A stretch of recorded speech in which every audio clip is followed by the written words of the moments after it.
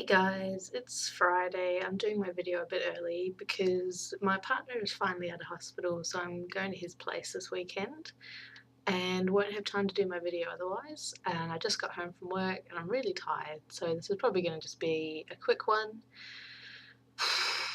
And I'm going to review for you a book that I have been reading recently. So here's my book. It's called The Delusions of Gender and it's by Cordelia Fine, and this is probably backwards on your screen.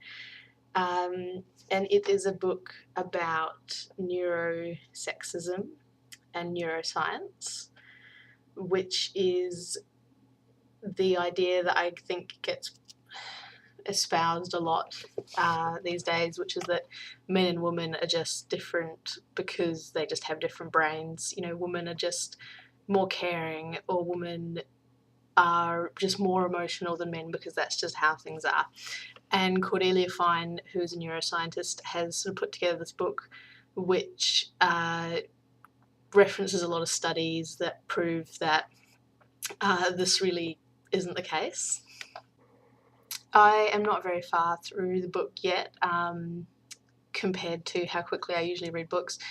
It's not boring, it's very well written, but it's a difficult read, I suppose, in that it's, you know, a serious topic and you have to kind of think about it, so I can't just charge through it like I normally do with novels.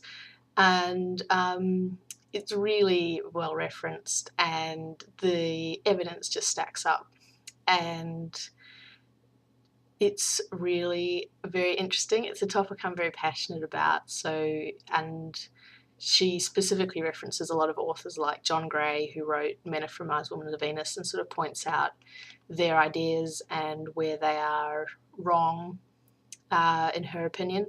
Another thing that I found really interesting about this one is that it references a lot of studies that talk about how people who see themselves as being very open-minded or are socially considered to be very open-minded are still programmed from birth to believe gender stereotypes, you know, on a subconscious level, and they've done tests that operate on that level, that sort of prove that, you know, even, I suppose, you know, a feminist person might be sexist in their ideas of women, what women are good at or what women are better at. The book does approach this from, you know, a white feminist perspective.